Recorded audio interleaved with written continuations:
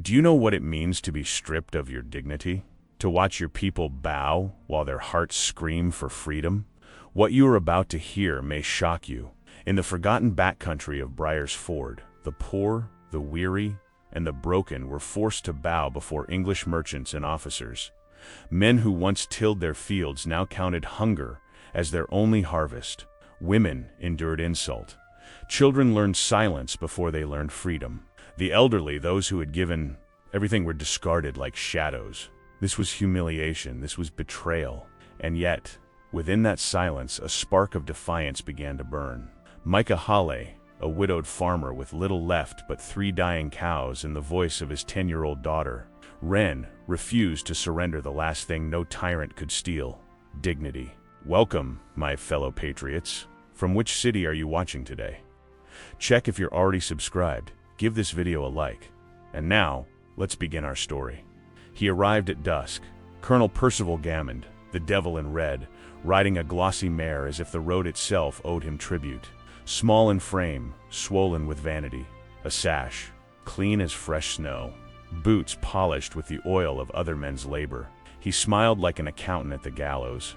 Behind him clattered officers in powdered wigs and soldiers with bayonets that tasted dust and fear. The crown's hand, that was the boast. The villagers had another name that passed from lip to lip like a prayer turned curse. Micah Hall stood at his fence and felt his ribs ache from last winter. Wren hid behind the post and watched the coats move like a red tide through Briar's Ford. The well was low, the mill silent, the fields ragged. Gammond saw it all and saw profit. He opened his ledger, ink like night, debts like chains. A harvest measured not by wheat, but by obedience. The first order was grain, his grain, the barns packed tight as vaults. He would lend it in parcels, then call the notes with interest sharp as a soldier's blade. Pay with coin you don't possess. Pay with land you don't wish to sell. Pay with your future, your pride, your liberty. Refuse and watch your children swallow ash. The humiliation was precise. No yelling, no rage, only a clerk's tone. That hurt worse. Women waited at the storehouse door until their feet went numb. He made them stand while he inspected weights and signatures.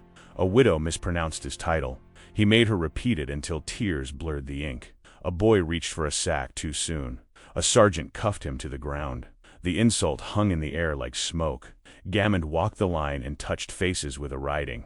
Crop, old scars, fresh shame. The wedding of yes is for your own good, he said, as if charity were his true nature. Say yes to order, yes to the crown's mercy, yes to the rates that keep society upright. A rider carried notices to every farmhouse. Attend the vote at dawn, sign the pledge, swear to pay what you owe, even if the sky withholds rain. Fail, and expect consequences measured in leather and iron. Militiamen, simple and stubborn, lowered their eyes. Their muskets were old, their powder damp. They had courage, not cannon. They had devotion, not uniforms. The village elder, Ruth Maddox, kept her back straight though her hands shook. We have dignity, she whispered. We were not born to kneel. Gammond heard and smiled as if he had discovered a parlor trick. Night fell like a sentence. Fires burned low. The church bell kept its silence. Micah counted the cows he could not save and the coins he could not find. He folded Wren's blanket twice to fake warmth. She sang under, her breath a thin ribbon of sound, not a lullaby, a vow no one taught her. He felt something old awaken, not rage alone, a stubborn memory of who they were before shame became language. The devil in red hosted a supper for his officers. Silver clinked. Laughter floated from the manor he had seized from a family that now slept in a shed. He poured wine and spoke of stability. He spoke of providence that placed men in proper ranks. He spoke of the rebellion in men's hearts and the joy of crushing it early. His guests nodded. Their rings flashed. Out in the lane, a stray dog cowered at a tossed bone. Morning brought a sky the color of iron. The square filled with farmers in threadbare coats, mothers with chapped hands, children who stared without blinking. Soldiers formed a corridor of steel. The parchment waited on a table like a medical instrument. The pledge was short and cruel. Sign, and your debt becomes virtue. Sign, and your voice becomes property. Refuse, and meet the law. Micah stepped forward. He read each line as if it were a tombstone. The crowd breathed as one body. Gammon watched him the way a hawk studies a field mouse. "Your girl," the colonel murmured, almost tender. "She needs bread. Think of her." He tapped the ledger. "A signature is a small sacrifice for peace." Sacrifice. The word burned. What sacrifice had the nobles made? What risk had the generals taken except against the hungry? Micah thought of his wife in the churchyard, of the winter that had taken her, of the prayers that brought no rain. He saw the journey that had brought them all here, not roads on a map, but steps from respect to disgrace, from community to contempt. He felt the weight of decisions he could not postpone. Liberty costs. So does submission. He placed the quill down. Not yet. Not like this. Wren's song faded. Soldiers shifted. A merchant from the city scoffed loud enough for all to hear. He called the villagers cattle. He joked about selling the children as apprentices. An officer advised mercy only because gallows lumber was expensive. Even the wind seemed to recoil. The crowd's humiliation hardened into something else. Not anger that flares and dies. A colder resolve. Gammon sensed it. He changed tactics. Promised leniency for first signatures. Threatened ruin for the last. He ordered a man flogged for disrespect. The crime undefined. The lash cracked. Flesh opened. Each stroke was an entry in the ledger. Each cry a seal on the crown's bargain. Women turned away. Old men clenched their teeth until gum bled. A little girl fainted. Wren did not. She stared at the colonel as if committing his face to memory for a future judgment. The bell finally spoke. One deep note. Another. It rolled across the square like distant thunder that has chosen a side. Ruth Maddox stepped onto the church steps and raised a scrap of parchment of her own. Not a pledge. A list of names who had lost land to usury, who had been pressed into labor, who had buried infants for want of flour while Gammon's barns groaned. Hidden truth in daylight. An officer reached for the paper. Ruth held it out of reach. "This is the account," she said. "Yours." Gammon laughed. A dry, educated sound. He turned to his clerk. "Record one more forfeiture," he said. "The church." The order fell soft.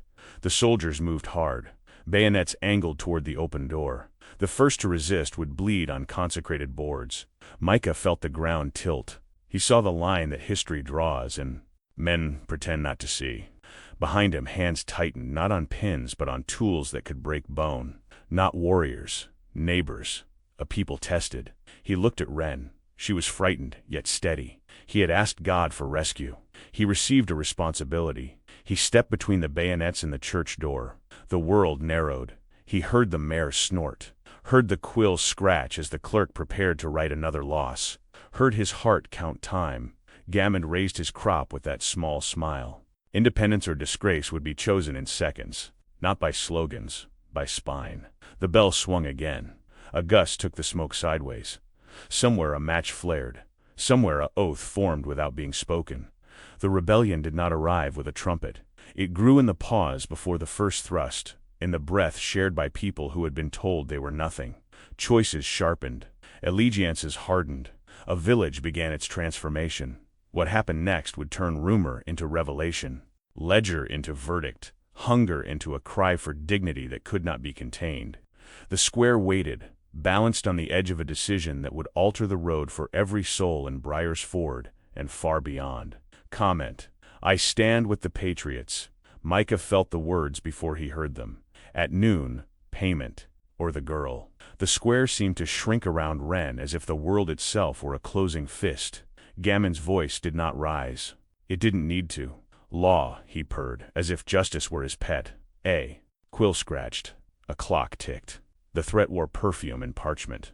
6 months earlier, Micah had stood in a cramped office that smelled of vinegar and old wool. Rain thudded on thin shingles. The clerk read the note too fast. The letters crawled like ants. A promise for seed and a little time. A signature for winter's survival. He remembered the shame in his throat, the hat twisting in his hands, the fear of another grave. He did not see the back of the paper. He did not know a clause hid. There, small as gnats, sharp as a hook, asset equal or greater at the creditor's sole judgment. Betrayal disguised as ink. Now the clause had a face. Gammon's gray eyes slid to Wren and rested there like a knife laid gently on a table. Not a threat. a procedure. He spoke of obligations, of the crown's order, of commerce that required sacrifice. He called himself patient. He called her collateral. Dignity flinched. Wren did not cry. She looked at her father and then at the church door. Her lips moved without sound, a hymn half remembered, a courage not borrowed. Micah's knees weakened. The world swam. He felt again the night he buried his wife with soil that stuck to his nails. He heard the winter wind whistle through an empty stall. He tasted the metal taste of despair. And then a colder taste, cleaner, resolve. Ruth Maddox stepped down from the church steps and faced the colonel. Her voice was smoke and iron. "There is no law that sells a child," she said. "There is only power that pretends to be law." The soldiers' muskets shifted. Their arrogance showed in the angle of steel, the tilt of their chins, the disdain that dripped when they looked at threadbare coats. Wealthy merchants smirked in the back. An officer smoothed his cuffs, bored by the suffering that stood before him like a daily ledger entry. Gammond gestured, and the clerk produced the paper. He read the clause as if reciting a prayer. The words were dust. The meaning was a chain. Asset, equal or greater. Soul, judgment. He smiled kindly, which was worse than cruelty. "Noon," he repeated. "Decisions have clocks." A horse snorted. A child coughed. The bell kept its silence. Micah thought of running, thought of raising his musket and dying uselessly, thought of falling to his knees and begging the devil in red to show mercy he did not have. Shame clawed his chest. Insult burned like fever. And yet, under the disgrace, a new fire gathered. It's not fury alone. A call. Liberty calls in different tongues.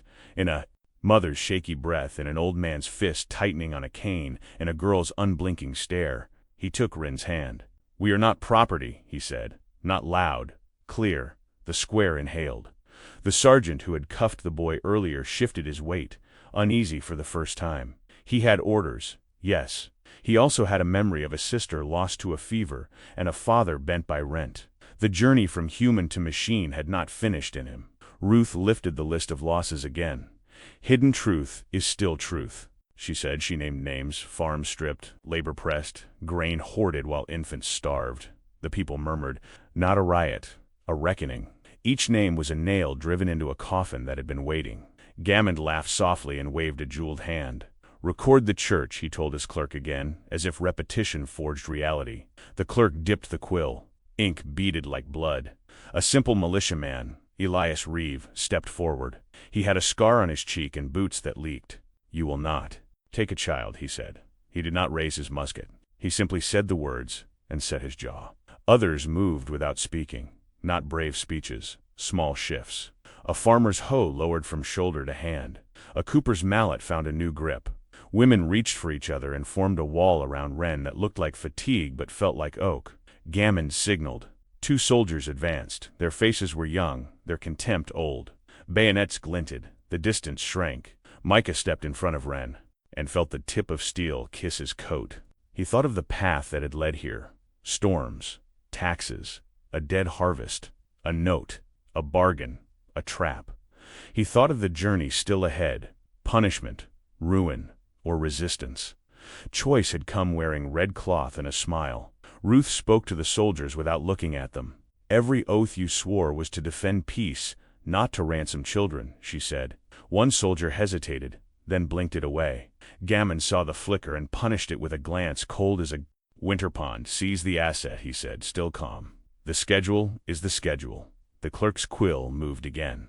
Noon drew near. The sky darkened, though no cloud passed the sun. People notice such things when decisions harden. A dog barked once and went quiet. Somewhere a gate creaked and failed to close. Elias took one step closer to Micah and raised his empty hands. "You will write our shame into your book," he told the colonel. "We will write your name into our memory." The colonel's mouth twitched. "Memory is wind," he replied. "Law is stone." Wren squeezed Micah's fingers. "Papa," she whispered, "am I a debt?" The question broke something that had held for too long. Not just in him, in the square, in the marrow of a people. Children are not balances. Women are not collateral. Elders are not burdens. Men are not stock. A nation is not a ledger. Micah lifted his head and met the colonel's eyes. "Your law is a costume," he said. "It covers theft and calls it virtue." The officers chuckled. A nobleman rolled a ring across his knuckles and examined his reflection in the ring's curve, bored and pleased with himself. An arrogant soldier spat near Micah's boot to mark the ground as crown property. Insult piled upon degradation until the heap became a scaffold. A figure pushed through the crowd, not a warrior. The schoolmaster, Abel Cross, with a leather satchel and spectacles that kept sliding. He had spent nights copying statutes and charters by candlelight because words were his weapons. He held up a dog-eared pamphlet and spoke quick, low, urgent. No custody without adjudication, he said. No seizure of the person in satisfaction of a civil note.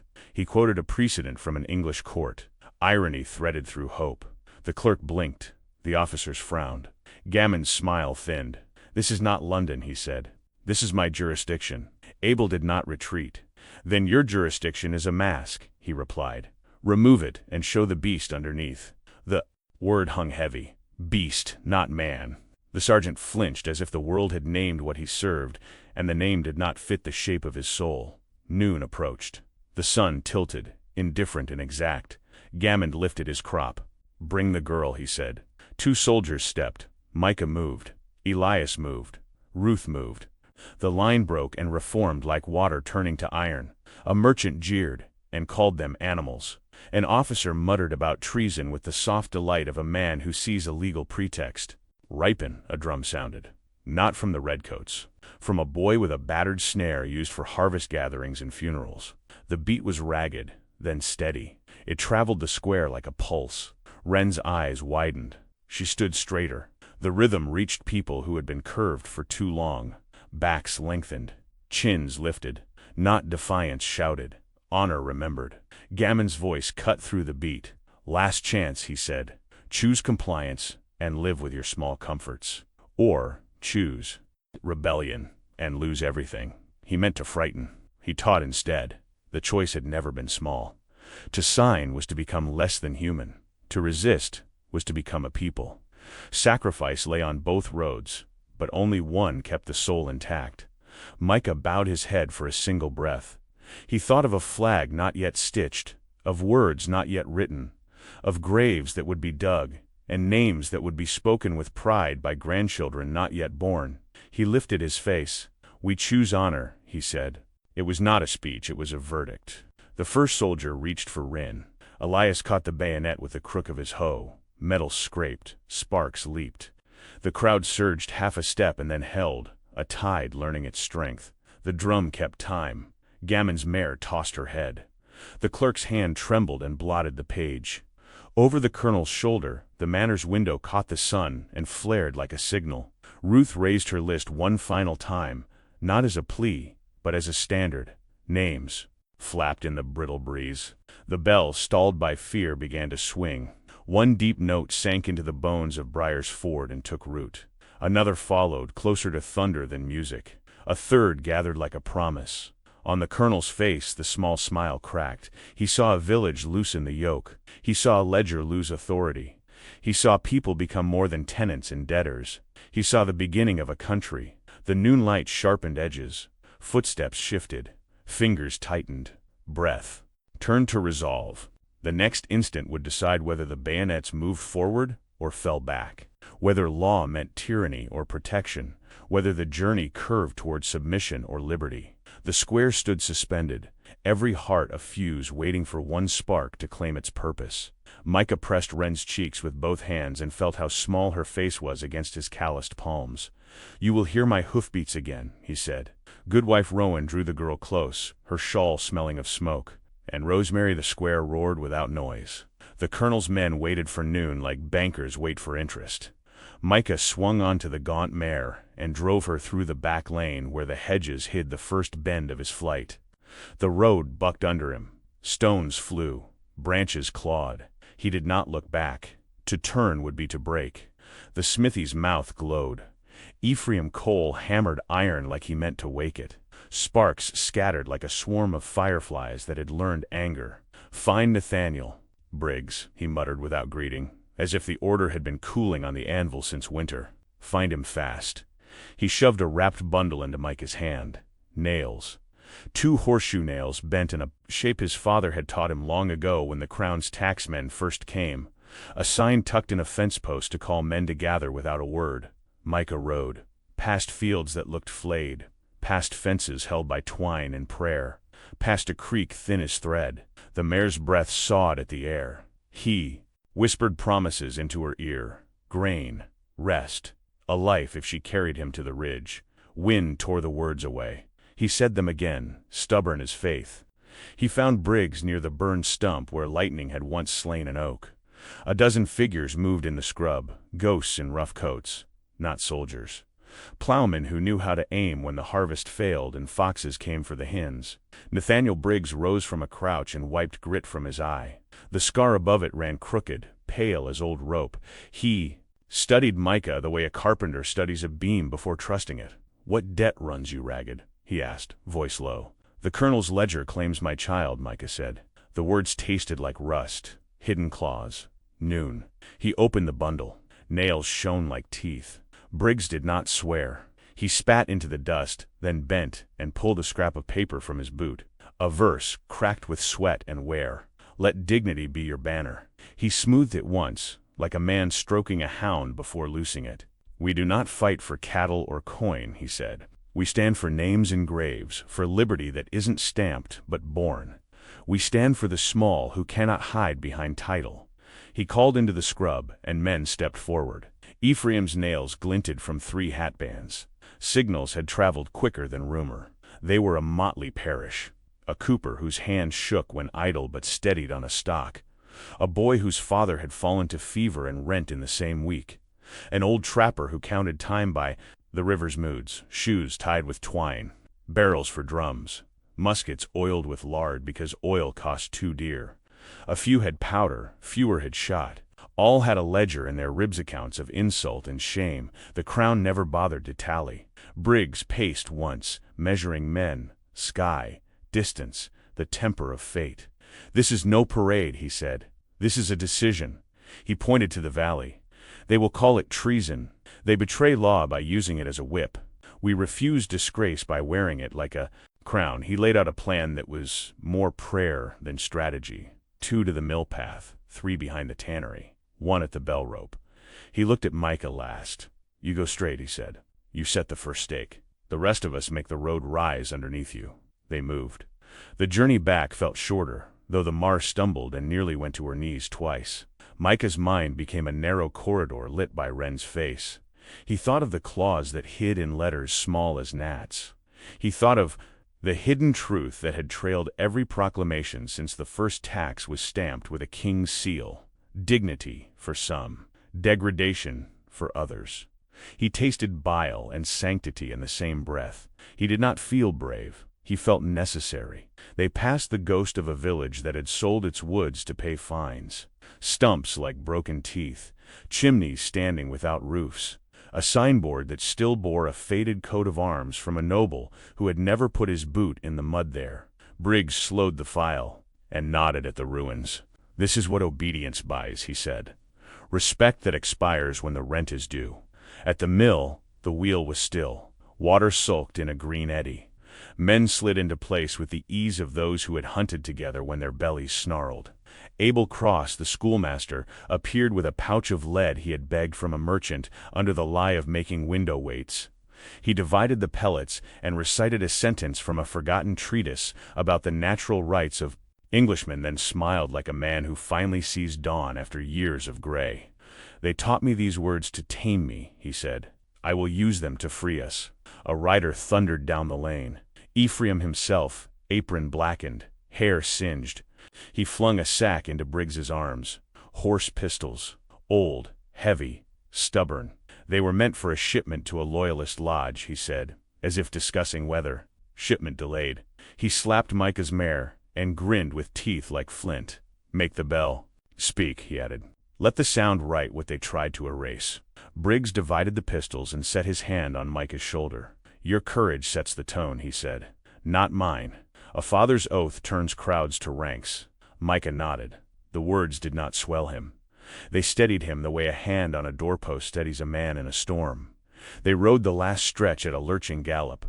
Thorns tore at their sleeves. Crows burst from a hedgerow and sketched an omen against a bleached sky. Briars. Ford opened like a wound. The square was a tableau of frozen breath and sharpened intention. Redcoats lined the church steps. The parchment lay at the center like a sanctified lie. Ruth stood with her list lifted, her chin a spear. Elias held the hoe that had already learned the taste of steel. Wren, small and rigid, pressed against Goodwife Rowan's skirts. The colonel's face had the patience of a banker counting down. His gray eyes did not flicker at the sight of men emerging from lanes and hedges, like the very scrub had decided to grow teeth. The first revelation came not from a trumpet but from the bell. It spoke one clean toll, then another, then a third that gathered every cracked pane and hollow floorboard into a single chest and made it breathe. A rope burned through palms, and also through fear. Gammon lifted his crop as if to conduct the note into silence. It refused him. Briggs rode into the square and swung down. He did not salute. He did not bow. "Colonel," he said, the title flat as a board. "We contest seizure of a freeborn child." He named statutes the schoolmaster had pressed into him on the trot. He named covenants older than papers. He named sacrifices made by men whose bones fed these fields, debts paid in blood and harvests, not coin. Gammon listened like a man scenting smoke only to find it rises from his own coat. "Your argument is unfashionable," he said softly. "The Empire prefers order to rustic sentiment." He nodded to his clerk. "Record 10 new. Fines for unlawful assembly," he added, voice silky. "Betrayal written again as policy. Shame varnished as administration." Briggs stepped aside and Micah moved into the space between bayonet and girl. The thin air there had a taste. Tin, ash, salt. A breath of something sweet like clover on a June night he barely remembered. "My name is Micah Hawley," he said to the gray eyes and the jeweled hand. "I signed a note to feed my child. You hit a hook to take her. I declare the contract void by the law of men who recognize the image of God in the small." The word God in his mouth was not a flourish. It was a boundary no crop, no coin, no king could cross. The square changed temperature. Not warmer, cleaner. Decisions that had festered for years ripened in a minute. A poor mother shifted her baby to her other hip and lifted her chin. An elder stepped forward and exposed the scars on his back as if reading them into the record. A boy with a battered snare kept the beat of a nation not yet named. The colonel's smile returned, thinner. "Ideas are cheap," he said. "Obedience is priceless." He flicked his crop. Soldiers advanced apace. Steel hissed between teeth. Wealthy merchants leaned in for the spectacle the way the wealthy lean in to watch a hanging from a balcony they will later deny stood upon. Officers adjusted lace. Nobles murmured about insurgency, as if discussing the menu at a club. Briggs's men did not roar. They placed themselves where life demanded, at doorways, near the line of children. Abel raised a palm. Words had done what they could. Lead and oak would speak the rest if required. Sacrifice loomed, not as glory, but as necessary payment for independence that would no longer wait in the dark like a servant. Micah heard Wren's breath. 3 quick pulls, 1 slow. He heard the mare stamp and snort behind him.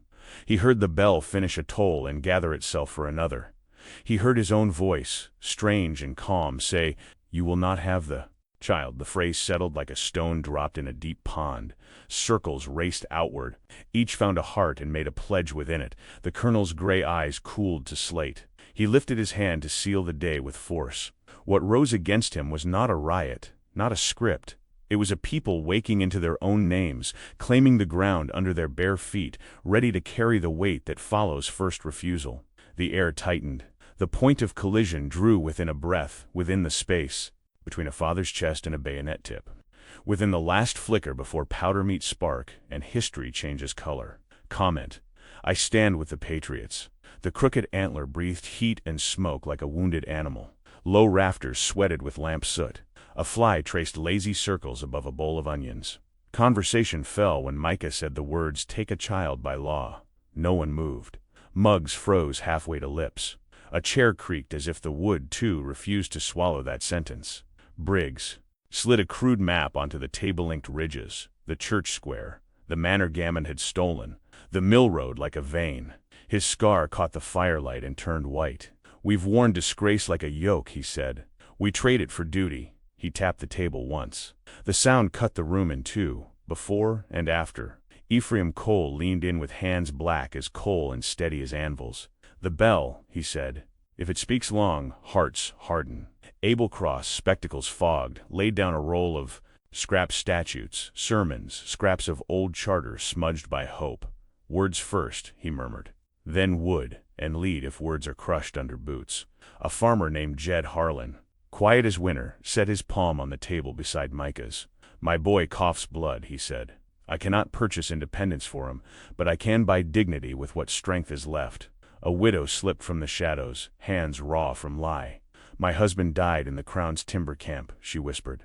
"He gave pieces of himself to feed a noble's fireplace. I'll not see children sold to warm a colonel's pride." Briggs's finger traced the alleys behind the tavern, the gaps between hedges, the blind corners where a handful could look like a company. "No banners," he said. "No speeches. We split the square like a wedge. Elias holds the well. Ephraim, the bell rope. Abel covers the pledge table with law until law fails. 2 muskets to each lane. The rest carry truth in their bones." He looked up. "You will be called rebels. Wear the word the way a man wears Sunday clothes to a burial. With respect, with sorrow, with resolve." 10 hands found the scarred oak and settled there. They were not fine hands. They were cracked by frost, seamed by rope, burned by ovens, bitten by beasts. They shook and then steadied. "Yes," they said, voices rough, not shouted, carved. The oath took shape without ceremony. The tavern walls held it like a secret that had finally learned to breathe. Micah spoke last. "I am not brave," he said. "I am tired of pleading to men who auction our children with ink." He thought of Wren's question, "Am I a debt?" and felt the ground tilt again. Not toward despair, toward a hard clarity. "If I must pay, let the price be mine," he added. Silence answered with a kind of reverence. Men nodded. Women set their mouths like door bolts. Even the tavern keeper, who had learned to keep opinions as quiet as coins in a hidden drawer, slid a jug down the bar for hands that would not tremble much longer. Ephraim produced a hammer and 3 nails and set them side by side like a small altar. "We affix ourselves to what matters," he said, "not to their ledgers. To each other." He lifted his mug. "To liberty that tastes like bread, not like speeches." Clay tapped wood. The sound was thin and pure. It ran along the beams and through the floor and into the earth where men had planted grain and wives and brothers. Briggs unrolled a strip of cloth. Not a flag. Not yet. A torn length from a flour sack. Stained by work. He burned one edge in the lamp and pressed the char into the fibers to make a line. "This is our boundary," he said. "We do not cross back." He tucked the strip into his coat. "If I fall," he added, "someone else keeps it moving." The sentence landed with the weight of a will. They went over the plan once more. Short orders, clear roles, no heroics. "The colonel wants a spectacle of shame," Abel said. "He wants a crowd bowing to the Crown's mercy. Give him no theater. Give him a verdict." He rehearsed the words he would throw like stones. "No seizure of the person in civil debt. Children outside commerce. God's image, not a negotiable instrument." Each phrase felt at once fragile and iron. He slid the papers back into his satchel and cinched the strap with a knot that looked like a prayer. Wind pushed at the shutters. A gust tongued the lamps. For a second the room dimmed and faces became silhouettes carved from resolve. Briggs placed his Bible on the map, not as a blessing only, but as ballast. He bent, pulled the verse from his boot, and laid it on the open page. "Let dignity be your banner." The letters looked older than the paper, older than the oath, as if the land itself had written them when the first furrow opened. They spoke of betrayal that wore velvet, of generals who dined while mothers bartered hair for flour, of nobles who rode inspection while elders shoveled snow from a church roof that was no longer theirs. Stories stacked, each a brick in a wall rising against contempt. Shame turned to fuel. Contempt turned to target. Degradation found its opposite in a simple decision. Enough. The door banged. A boy stumbled in, cheeks raw with cold, eyes wide. "Redcoats at the ford," he gasped. 2 wagons. More ledgers. "They mean to count men like sheep." Briggs let the news settle. "Then we meet them with numbers they do not keep," he said. He handed the boy a crust and a place by the hearth. "Sacrifice begins with bread divided." They filed out. Saddles creaked. Leathers whispered. The yard smelled of damp straw and horses that knew when men were serious. Briggs spoke softly as he tightened a girth. "We are not leaving home," he said. "We are bringing home into the street." He looked at Micah.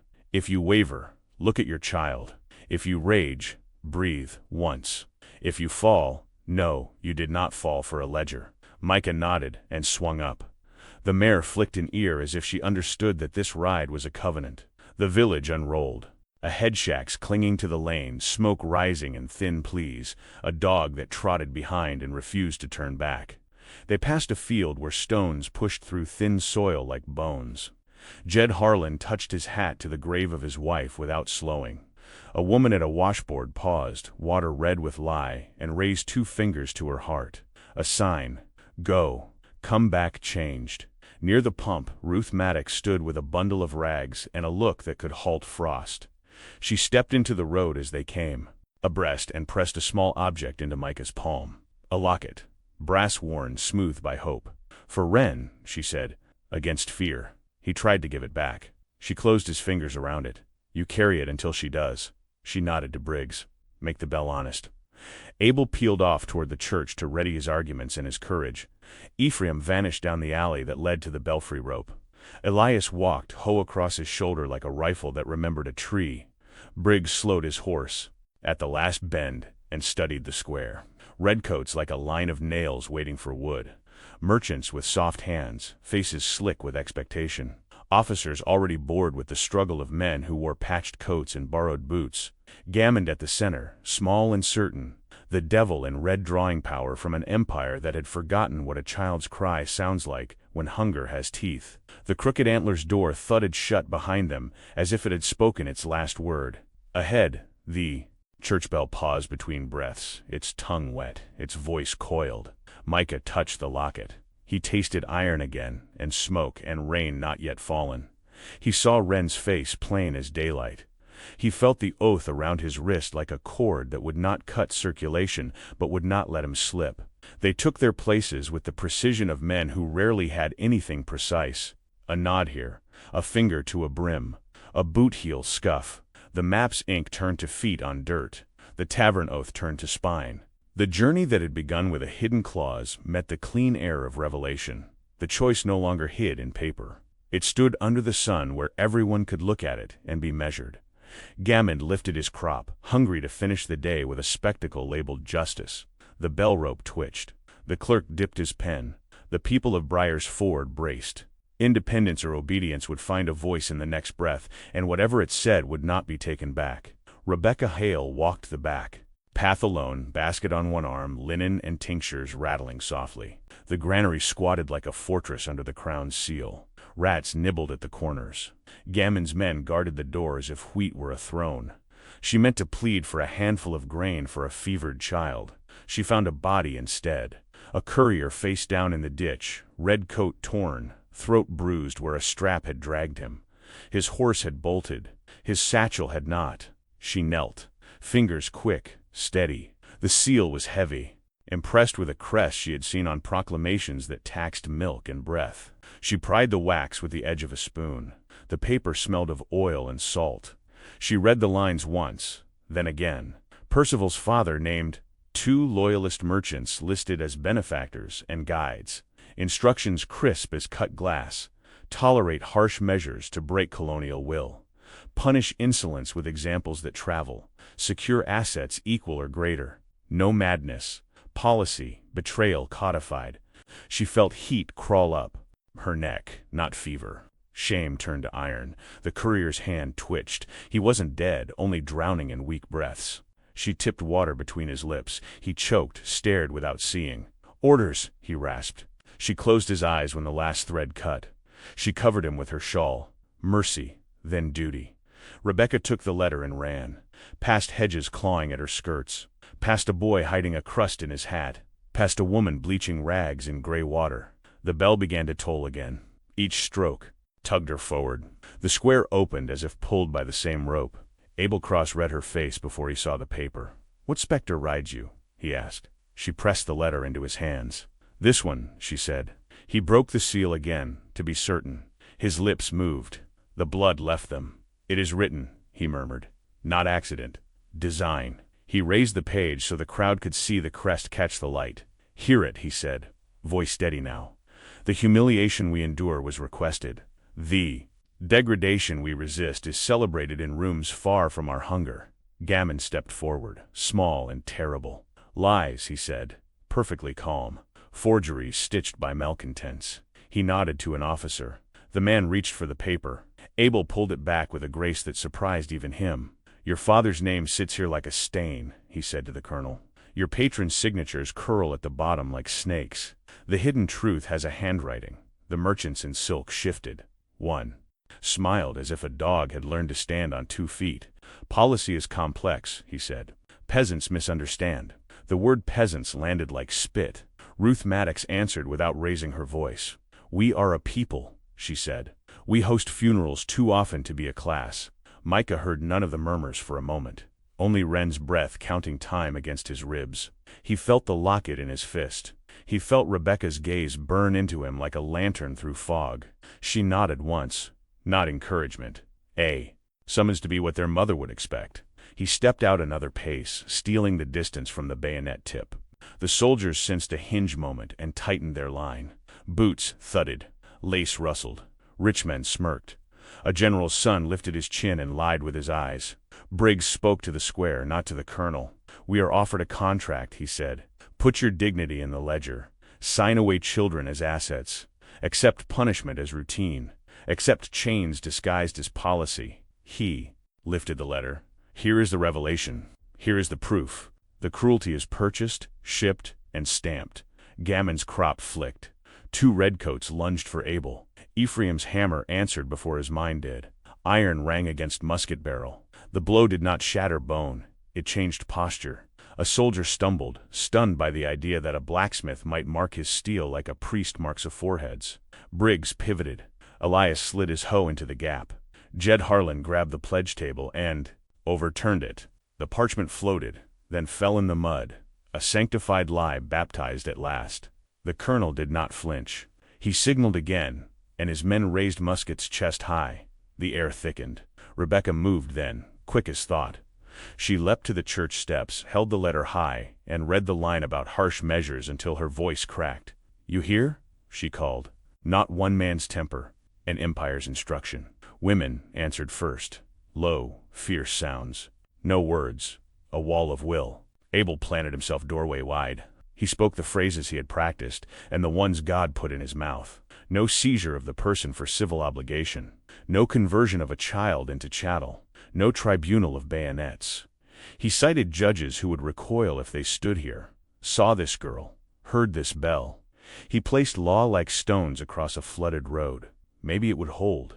Maybe it would slow the water enough for people to cross. The merchant with the ring laughed. Your bookish charms are quaint, he said. The crown prefers results. He gestured at the granary. There sits power, grain, ledgers, guns. Rebecca faced him with a healer's calm. There sits hunger's grave, she said. Bury your conscience in it if you can. The drum began again. Not command. Reminder. The beat threaded the square and drew lines where fear had erased them. A boy who had never been to war found a rhythm that made even elders straighten. Briggs's men aligned without shouting. 2 at the well. 2 at the lane. Abel and Ruth at the steps, paper and list like twin swords. Ephraim at the bell. Micah at the tip of the spear no one could see. Gammon measured the alignment and made his decision. Fire over their heads, he told a lieutenant. Break the spirit. Spare the mess. The volley cracked. Smoke slapped faces. Sparrows erupted from the eaves. A child screamed. The line did not collapse. The shot tore shingles. It did not pierce resolve. Briggs did not return fire. He raised one palm. Hold, he said. We are not insurrection. We are verdict. The silence after powder was louder than any anthem. The colonel's eyes narrowed. He had planned for panic. He had not planned for poise. Micah took one step and spoke for the first time like a man who had been given a trumpet he did not want but could not refuse. I signed for seed, he said. You wrote a trap. You offer bread in one hand and the blade behind the other. We refuse this theft dressed as law. He looked at the red cloth that gleamed in the sun. Take your order back to the men who minted it. Tell them a village answered. The clerk tried to write and found his hands shaking. Ink spattered the margin where fines breed. He looked at the letter in Abel's grip and saw the crest as a mirror that did not flatter. He swallowed. His pen paused. Small rebellions begin in small joints. Wren stepped from Goodwife Rowan's side and took Rebecca's skirt. The girl's eyes were clear, not brave, not broken, honest. She looked at him, gammoned as if memorizing the day when her name was measured against a sack of grain and found worth more. That look cut deeper than any blade. The colonel saw a future he could not control and hated it. "Seize the paper," he snapped. 2 soldiers started.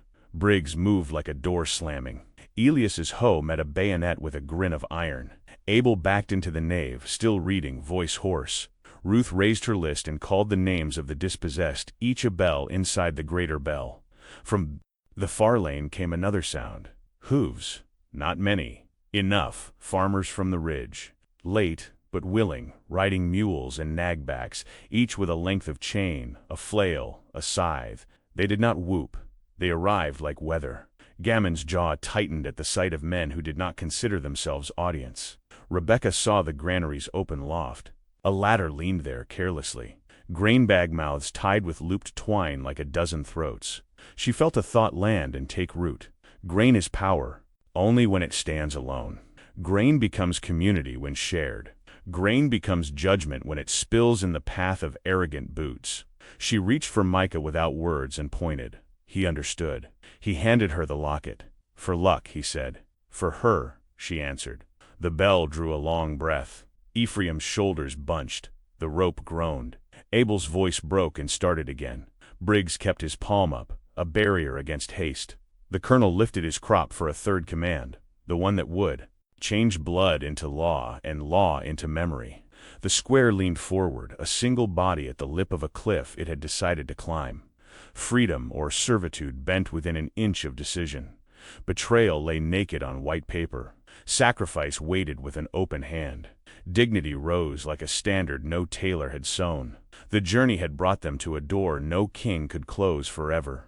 One last motion, one final spark, and the name of Briar's Ford would be written where ledgers cannot reach. Comment: I stand. With the Patriots, no bell for joy. Only the dry hinge of the well and the rasp of leather on muskets. Noon burned white on the square. Gammon stepped from his horse in a silver-trimmed coat that caught the sun like a sneer. He unfolded the note as a priest unfolds a relic and tapped the tiny script with one gloved finger. "The law says," the girl. His calm was colder than a blade. Wren held her ragdoll till the seams ached. Micah moved between them and felt the air narrow to a breath he could not waste. Across the green, Briggs and his farmers opened as a closing book. Thin line, thick will, no drum roll, only hearts. Only the slow grind of a people deciding what they are. Contracts must be honored, an officer intoned, bored with other people's sorrow. A merchant adjusted a ring and looked at Wren as one looks at a trinket priced to move. Ruth Maddox raised her paper of losses, ink glittering like fresh wounds. Abel Cross stood with the sealed letter that proved betrayal traveled. From polished halls to muddy roads. He lifted it high. "Here is policy," he said, voice rough but steady. "Not temper. Design." Gasps rippled. "Not surprise. Recognition." Gammon barely looked. "Counterfeits," he murmured, and pointed with the crop. 2 redcoats reached for Abel. Ephraim Cole's hammer rang once. Iron-kissed barrel. A bayonet stuttered. The sound turned heads the way thunder turns cattle. Briggs lifted a palm. "Hold," he said, "not to the enemy, but to his own. Liberty requires aim, not flailing." The colonel's gray eyes slid to Micah as to a ledger line that refused to balance. "You have minutes," he said. "Think like a father." He meant fear. Micah thought of oath. He thought of a grave under the sycamore, and a winter that stripped pride to bone. He thought of the journey from petition to refusal, from insult to resolve. He touched the locket Rebecca had pressed into his palm, and felt steadier than any statute could make him. "A father thinks of soul," he answered, "not sail." At the granary loft, Rebecca saw the ladder and the tied throats of grain. One knot cut, and the harvest would fall like judgment. She caught Ephraim's eye. A nod. The blacksmith's jaw tightened. The bell rope jerked. The tower's mouth filled with sound. Not joy, not mourning. Summons. The note walked the rafters and climbed the marrow of every spine on the green. Wren stepped half a pace forward. Micah's arm barred her without force. She looked past it at the colonel as if fixing the day when her name was weighed against wheat and found greater. The officer beside Gammond shifted with a smile, too practiced to be human. "Take the asset," he said softly. The word curdled. Elias Reeves slid his hoe and found the glinting tip. Oak rang against steel. Sparks leapt and died in dust that smelled of old sermons and new sweat. Abel read again. "No seizure of the person in civil debt," he called, and the clause sounded like a plank thrown across floodwater. "Children beyond. Commerce." A woman with chapped hands said, "Amen, not to church but to sense." The merchants rolled their eyes at piety as if piety were a poor man's disease. Gammond flicked his crop. Muskets rose as one. "Warning volley," he told his lieutenant. The barrels lifted an inch. Smoke cracked the sky. Shingles splintered. A bottle burst on a sill. The crowd did not break. Shame had broken them for years. They had learned the taste and would not swallow it again. Briggs did not answer with flame. "Steady," he breathed. "We are not a riot. We are a reckoning." His voice laid a calm over the square that did not erase fear, but yoked it. He pointed, short commands like stitches in torn cloth. Well, steps, lanes, bodies filled spaces. The map he had drawn on Tavern Oak turned to feet on earth.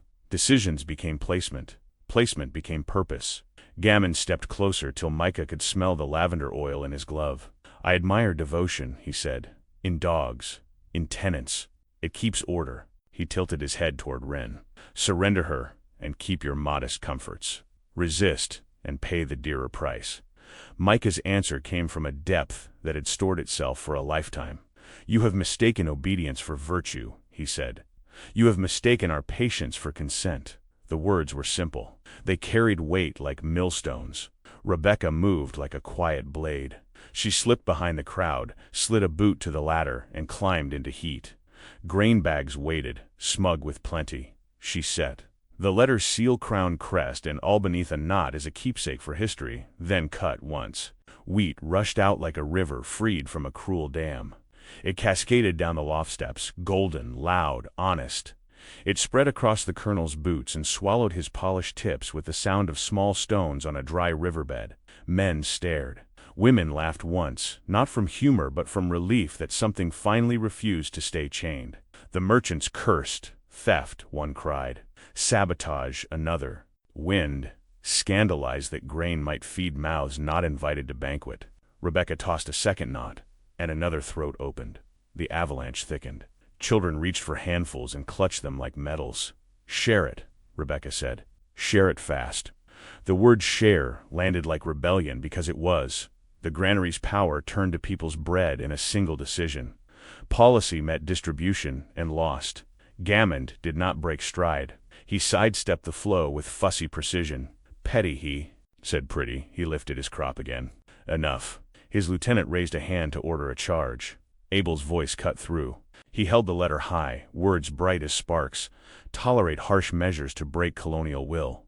The square inhaled the naked sentence. Not rumor, revelation. A hush like before lightning. Micah saw something pass across two soldiers' faces, one flinch, one hunger. Hidden truth divides men cleanly. It did now.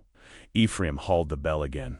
The tones swelled until windows shook, and the manor's glass flashed and a dog howled and stopped, ashamed of fear. Ruth read names over the boomland taken, sons pressed, elders whipped, babies buried with a thin spade because snow had made the ground mean.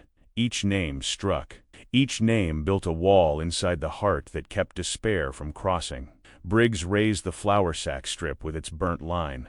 Not a flag, a promise. He set it on the church rail. "Boundary," he said, low. "No one crosses with a child held like coin." He looked at Micah. The father did not move. He had already crossed inside himself and burned the bridge. He spoke to the colonel without heat. "This is your last decent choice," he said. "Step back and claim wisdom. Or step forward and wear infamy." Gammond's mouth made a small, careful smile. "History is written by victors," he replied, "and by clerks." He glanced at his scribe. The pen scratched, though the hand shook. Hesitation stained the margin with a black tear. Even ink had begun to doubt. Its master hooves clattered. From the ridge, mules and nagbacks broke into the green. Men with chains and sides slid from saddles with the efficiency of chores done at dawn. They did not holler. They set themselves where gaps gaped. A net pulled tight. The colonel's jaw hardened. His neat hour had grown untidy. Rebecca dropped to the porch, hair full of chaff, face bright with anger that refused to be unholy. She pressed the locket back into Micah's palm. For her courage, she said. He slipped it around Wren's neck. The girl's fingers touched brass, then settled. The bell rolled another note that felt like ancestors standing. The colonel lowered his crop. His voice flattened. Seize the child. The words fell with the weight of a decree used to being obeyed. A young soldier stepped. Elias intercepted with the hose thistle-crooked crook and turned Steele aside. The soldier's eyes met his and saw not a rebel but a neighbor, and something human crawled up his throat and made his next breath hurt. Briggs's hand hovered, still open. Hold, he whispered one last time, because restraint can be an offering. The square trembled on the edge of transformation. Policy had been named. Pride had been weighed. Grain had turned to common bread at a woman's blade. The well creaked like a throat preparing to shout. The journey had led them to the tightest point of the pass, where only one side can emerge with its soul intact. Gammond narrowed his gaze to a slit of iron. He signaled. With 2 fingers, officers leaned in. Red-coated bodies bunched. Boots crushed wheat. The clerk swallowed and lifted his pen once more, as if a line of script could pin a village to the earth. Micah shifted half a step to keep Wren behind his ribs. Rebecca squared her shoulders. Ruth braced her list. Abel steadied the page that carried the hidden truth to daylight. Briggs drew a breath that tasted of smoke and new rain. Every choice curved toward a spark poised over powder that had soaked in. Humiliation for years. Briggs's voice struck the square like a hammer on bell bronze. Colonel, your law is theft. He held the crown letter high and read each shard of policy as if it were a charge in a coot room the Empire had never intended to convene. Tolerate harsh measures. Break colonial will. Seize assets including the breathing kind. The murmur thickened. Not chatter. A growl. Gammond's lip curled. Stand aside, yokels. The slur cut old scar and fresh bruise. A redcoat young eyes wide jerked at a shadow and fired. The shot shattered a window and a Sunday plate, and the last illusion that this was only a quarrel about paper. Silence for a heartbeat. Then thunder. From fences, stoops, barn doors, hedges. Not a regiment. A people. A volley braided from fear and love, from debt and devotion, from humiliation that had fermented into iron. Smoke rolled low. It tasted of lard, powder, and stubborn bread. A redcoat pitched backward, lace darkening. Another spun, shocked to find blood in a world where only colonists were meant to bleed. Briggs did not cheer. He pointed. Elias held the well. Ephraim dragged the bell again until the note grew a spine. Abel stepped back into the nave and read while he loaded, words and leads side by side. Ruth's list did not waver. She called names over the crack of muskets as if baptizing courage. Jed Harlan dropped to one knee and fired into the dirt at a charging boot to make the leg think twice. The boot did. Gammond moved like a knife through cloth. Advance, he said, and the line obeyed another yard. Their volley tore shingles and gouged the pump. A child shrieked. Goodwife Rowan folded her over with her own body and hissed at a sergeant like a cat that had remembered it was a lynx. Rebecca slid between smoke and shouting to wrap a bandage around a farmer's shoulder with the same hands that had opened the granary's throat. Breathe, she ordered. He did, and the world narrowed for him to that single obedient act. Micah kept. Wren behind his left hip, the locket cool against her throat. He felt the bayonet air kiss inches from his coat and swung the butt of his musket into a red sleeve with all the harvests denied him. Bone answered. A young officer gasped and fell without ceremony. Micah wanted to be nowhere near this. He was exactly where his oath placed him. Back, he told Wren, voice even. She did not argue. She clutched the ragdoll like a flag stitched by small hands for a nation not yet born. The granaries. Spill became a river. Children scooped, mothers filled aprons, men kicked sacks until knots surrendered. Grain slid under boots that had never known price. Merchants howled about sabotage, their faces pink with scandal rather than danger. Property, one cried. People, Ruth returned and fired once, not high, not low. A hat flew from a powdered head.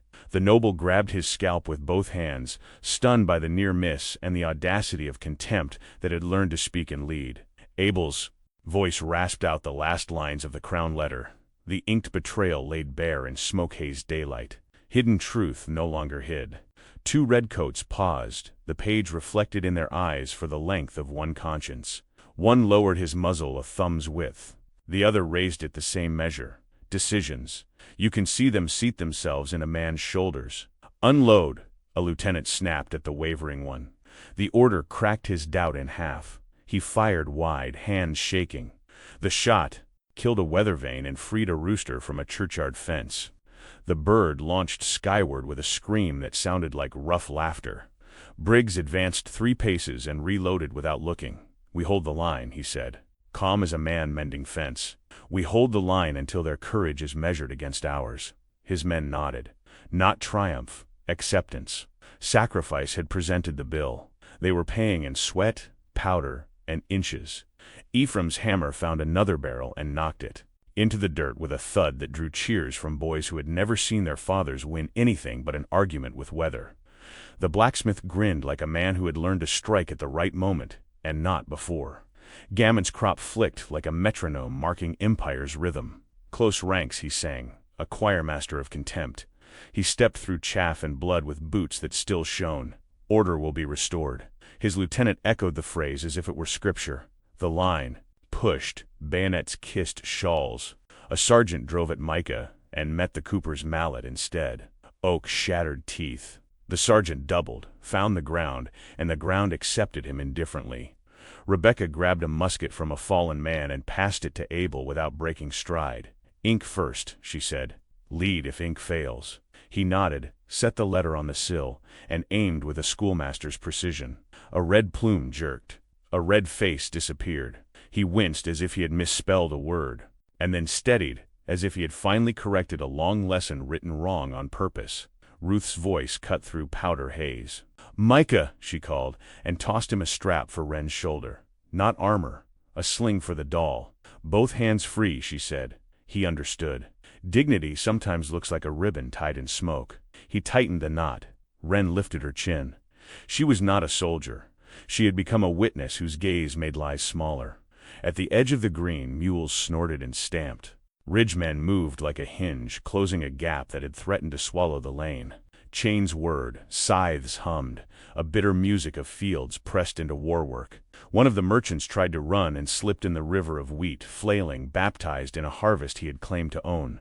Laughter rolled, quick and savage, then died when a stray ball nicked a grandmother's shawl and drew a thin line of red on paper-white skin. The crowd leaned inward with one mind. Rage rose. Briggs's hand lifted. "Once. Hold," he said again. The word bound fury to purpose the way a bandage binds blood to skin. Gammon saw the hold and mistook it for weakness. "Break them," he hissed. 2 files surged. Elias stepped into the first like a door. Oak met bayonet. The blade skittered. He hit an ankle. A redcoat screamed as tendons sang their last. The second file met Ephraim's shoulder like an ox meets a cart, and the cart lost. In the church, Abel rang the phrase, "No seizure of the person in satisfaction of a civil note like a bell you carry in your lungs." Law became hymn became rhythm became courage. Micah fired and felt the kick bruise the same place grief had bruised years ago. He reloaded with fingers that remembered planting seed in spring and burying a wife in winter. He thought of the journey that had led here. A claws small as gnats, a ledger heavy as a yoke, a child weighed like silver.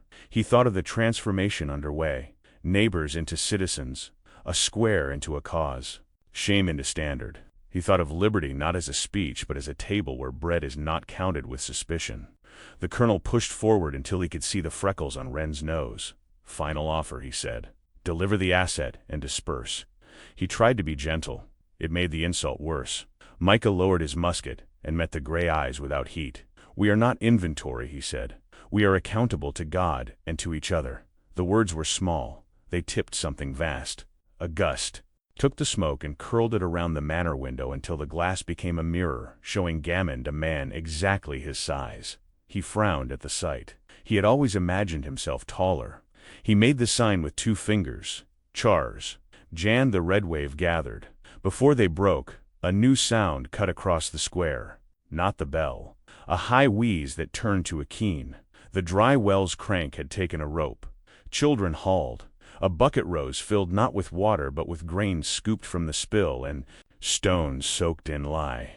Women lined up behind it, each with a kitchen's worth of economy turned into warcraft. The bucket swung. Pebbles and kernels stung eyes, teeth, pride. Redcoats cursed, blinked, stumbled. Dignity fights however it must. Abel slammed the letter against the church door and drove a nail through crest and command into the wood. Policy, pinned. He hammered twice more for judgment. The paper trembled like a flag that had just learned wind. The crowd roared not with triumph, but with recognition. Hidden truth belongs in daylight. Betrayal belongs on record. The door held. Briggs saw Gammon's line quiver on its left edge. Now, he said, only once, not a scream, a verdict. The farmers moved, not fast, exact. A step, a thrust, a pull. The red flank folded the way wet parchment folds under a rough hand. The colonel's mare reared, offended by chaff in her eyes. He yanked the reins. The crop fell from his hand and vanished in the wheat river with an almost comic neatness. That felt like a line of Providence written in grain. Wren reached for Micah's belt and tugged. "Papa," she said, steady as a plumb line. He looked down. She pointed past him. The clerk had dropped his pen. He stood staring at his own stained fingers as if they confessed to him alone. He swayed, then stepped backward off the parish steps and sat down hard, as if the bench of conscience had finally found him. Decisions. They bloomed slow, then all at once. The volleying faltered. Not peace. Breath. The square felt it the way a body feels a change in weather an hour before clouds admit it. Redcoats blinked lie and pride from their eyes. Farmers reset feet. Women shifted babies to spare arms. The bell inhaled for another blow. Gammon, smaller than his silver made him, lifted his chin like a man who will double the wager rather than admit the game has changed. The air tightened until words could barely move. Smoke thinned and left the square raw and bright. 2 redcoats broke and ran. For the lane. 3 lay groaning where pride had fallen silent. The clerk stared at his stained fingers as if ink could be washed from a soul by wishing. Gammon stood tight as a knot, silver trim dulled by chaff, breath fast and shallow. He reached into his coat with hands that had never shoveled a grave and pulled out coin. Gold winked like treason wearing perfume. "Stand aside," he offered, voice small inside its fine words. "The crown remembers friends. My father remembers loyalty." He tried. "To sell tomorrow with a handful of metal." Briggs lowered his musket to a single, leveled truth. "We fight soldiers," he said. "You prey on children. No flourish. Iron waking iron." The line behind him steadied. Elias set the hoe on his shoulder like a verdict. Ephraim's hammer hung easy, not eager. Abel held the letter against the church door where he had nailed it, crest pierced, command pinned like a specimen insect. Ruth's list flickered in her old hand, names bright as embers. Micah stepped forward till the barrel's shadow lay across the colonel's chest. Gammon's eyes danced for an exit, and found none. He showed his teeth, not a smile, an animal's calculation. "You cannot win," he breathed. "Empire does not bargain with mud," Rebecca answered before anyone else, her voice clean. "Then look down," she said. "Mud grows wheat. Wheat fed your dinners. We are the harvest you thought would never stand up." She took the note from Micah's fingers, the paper that had called Wren an asset, and passed it back. He tore it in half, the halves into quarters, the quarters into drifting ash-white scraps that found their way into the river of grain and into the cracks of the church steps, confetti on a parched wind. The sound was not loud. It was final. A hush fell that did not feel like fear. It felt like judgment approached without haste. Briggs nodded once to 2 farmers from the ridge. They circled behind. The redcoats who had held the left wavered, not at the muzzle before them, but at the sight of coin failing where it had always ruled. One lowered his musket but to the ground and stared at his boots as if they belonged to someone else. Another kept his barrel up, but his wrists shook until the muzzle wrote a small, trembling confession in the air. "On your knees," Briggs said. His tone carried no cruelty, only balance. The square waited. Gammon did not move. He was a small man who had worn height like a borrowed cloak and now stood in shirt sleeves. He glanced at the Manor window, at the merchants, at the clerk who could not meet his eye. He measured humiliation as he had measured interest. Then he laughed once, brittle. "You would shame a king's officer?" Ruth answered, steady as an oaken stare. "You shamed the poor." The words left him no room. He knelt where he had made widows kneel. A ripple went through the people, not glee. Relief thick with grief for the years that brought them here. Dignity returned not in a trumpet but in inches. A mother straightened her back. An elder lowered his cane to the dirt like a standard. Children stepped from behind skirts and saw a tyrant the height he truly was. Wren let the ragdoll swing and stood quietly, breathing as if her ribs could finally fill. Gammond tried one last weapon, lineage. "My father will come," he whispered, "with papers, with men." Abel touched the nailed letter with his fingertips. "He already came," he said, with policy that reached into a child's life. He read again the line about harsh measures and let the words burn where powder had failed to. The merchants shifted, whispering of salvage, of terms, of saving face. The village answered with silence that made bargaining feel obscene. Micah looked down at the colonel and saw not a dragon, not a devil, a clerk given a crop, a son whose courage had been outsourced to uniforms. He thought of the journey from that cramped office 6 months ago to this square at noon. Shame to resolve, petition to decision. He felt tears. He would not spin now. He spoke so all could hear, voice plain. "Law is a coat. Justice is the skin. You wore theirs. We kept ours." The sentence settled in the dust and stood there. Briggs stepped aside and let elders walk forward. Not to strike, to look. Each gaze weighed and found the measure just. Elias reached down and lifted the colonel's crop from the wheat river. He held it a moment, then placed it on the step at Gammond's knees like an offering he would not accept. "Your rule is a toy," he said. "We have chores." A red coat with soot on his cheek and a dent on his chin let his musket fall. He took one pace back and found no officer willing to notice. He looked at the letter nailed to the door. He looked at Wren. He removed his hat. Not surrender. Recognition. Another followed him, not to virtue perhaps, but away from contempt. The lieutenant hissed for formation and found space where men had been. Rebecca crouched and bound a gash on a soldier's calf as if he were any man. Pain makes equals. He tried to spit at her and failed. Shame clogged his mouth. "Mercy is not weakness," she said, tightening the cloth. "Mercy is our independence from your habits." He stared, baffled that charity could feel like a weapon in the hands of the insulted. His breath slowed. Briggs raised the flour sack strip with its burnt line and set it again on the rail. "Boundary," he said. The word now, a place. "No child crosses this as property. No press gang crosses as master. No paper crosses his chain." He turned to the colonel. "Hear the verdict. You will stand trial by the men you have harmed, not by your patrons, not by your father." Gammond's jaw flickered, then firmed. He tried to draw himself tall, even on his knees. "You will hang for this," he managed. "All of you." Ephraim's laugh was a single strike. "We have hung for years," he said, "by debt, by sneer, by lash. Today we cut rope."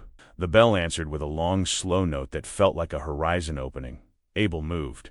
Along the steps, voice low, weaving law into oath. "We stand by the covenant that children are beyond commerce. We reject the conversion of hunger into profit. We recognize each house as a small republic and the village as their common shield." The words found places in ears that had never been, invited into grammar beyond obedience. Men mouthed them silently. Women tucked them like needles in work aprons. Something that had lived under skin for generations put on a name. Micah bent to the colonel, not to strike, but to see. "There is a path from this square," he said. "Confess your orders. Name your paymasters. Carry our letter back to your father and tell him we refuse his creed. Tell him liberty here is not a fashion. It is bread. It is burial. It is the right of a child to be called by her name." He expected mockery, and met a stare that held for an instant honest fear. Small men tremble hardest when the stage is taken away. At the edge of the green, the two who fled were caught by the ridgemen, disarmed, given water, and sat on a cart shaft to contemplate their wages. No jeering. Judgment wears a plainer coat than spectacle. Ruth handed one a crust. When he reached with shaking fingers, she did not let go immediately, as if asking his palm to remember such touch. The merchants edged toward the manor. Briggs nodded to a pair of farmers who stepped into their path with polite immobility. Accounts later, one said, the silk paused.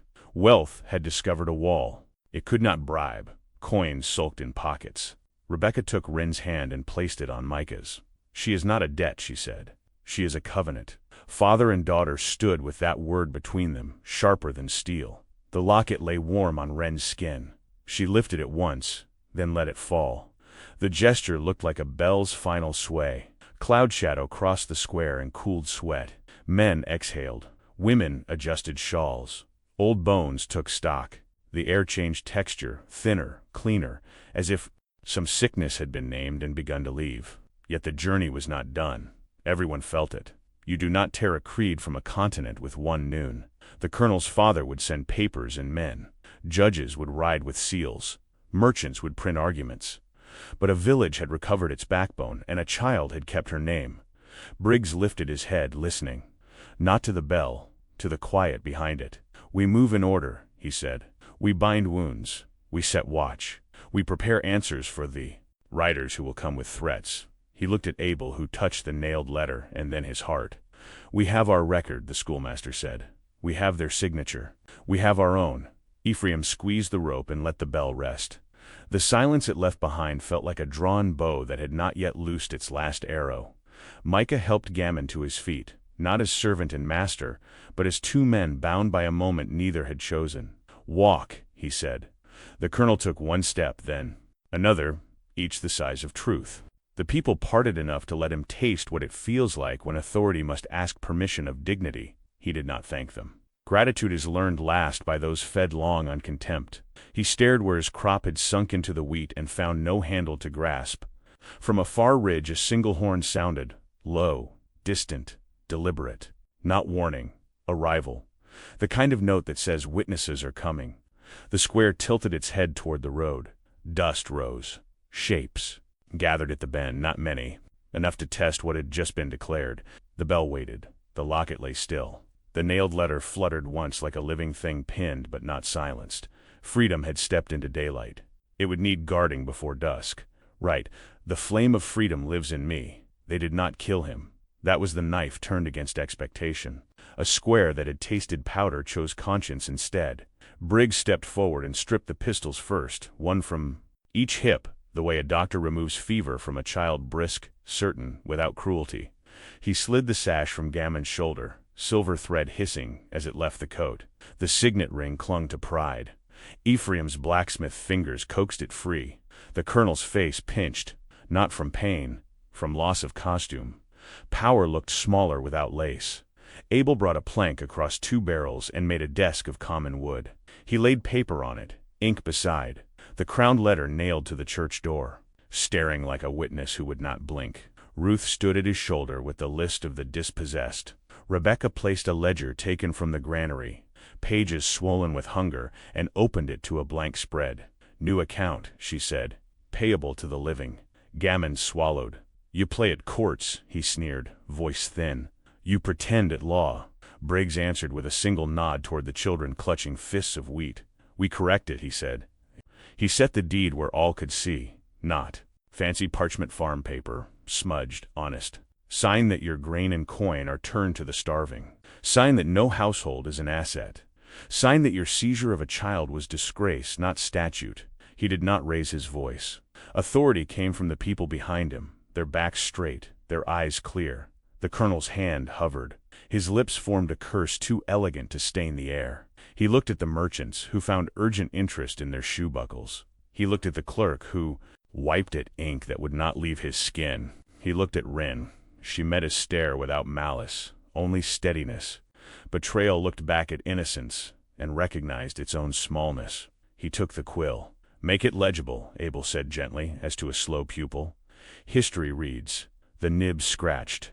The sashless officer wrote his name and a father's name that had shadowed him all his life. He pressed the stripped signet into soft wax and left a dent that did not shine anymore. Rebecca blew on the seal and lifted the paper into the sun, grain to mouths, coin to blankets, wood to roofs. The square exhaled, not as triumph but as relief wrapped in grief. Ephraim carted keys from the granary and poured them into Ruth's apron. Iron clattered like hail. We distribute by need, she announced. Infants, widows, elders. Then households thin as a rake. No one argued. Even the proud nodded once, awkward with humility that tasted new. Transformation moved through the crowd like warm air under frost. People who had stood apart came close. Hands met. Names were spoken without suspicion. Briggs took the sash and cut it into strips. He tied one around the bell rope, one around the well handle, one around the church rail where the flour sack boundary hung. "We reclaimed color," he said. "Red for blood we keep in our bodies, not for coats that order us to kneel." He bound the last strip around the deed, a bright thread through plain paper, a promise visible. Gammond tried for hauteur and found none. "You think sparing me makes you noble," he said, struggling to find his old gait.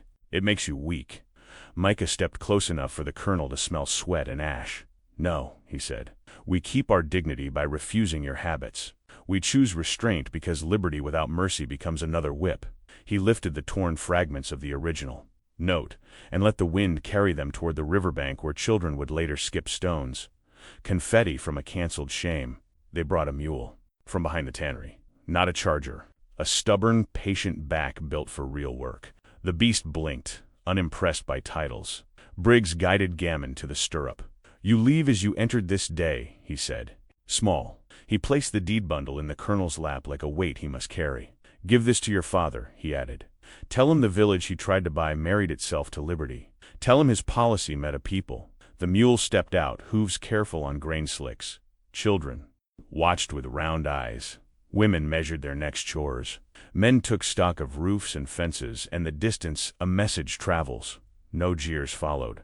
Silence did, the kind that trails a man who has been seen clearly. The merchants took a pace as if to attend him. Briggs lifted one finger. "Stay," he said. "Your accounts are local." They stayed. Abel folded copies of the deed and tucked one into his coat, one into Ruth's list, one above the nailed letter like a reply addressed to power. "Record," he murmured. "Revelation deserves ink." He turned to the square. "We said yes," he told them, voice almost tender. "Yes to one another. Yes to justice that smells of bread. No to rule that starves the small." He hesitated, as if surprised by the taste of hope in his mouth. "This is the wedding of yes."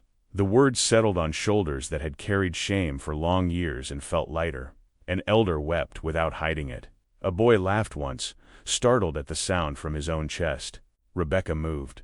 Through the crowd, touching foreheads, wrists, thumbs, leaving tincture and courage where fear had pooled.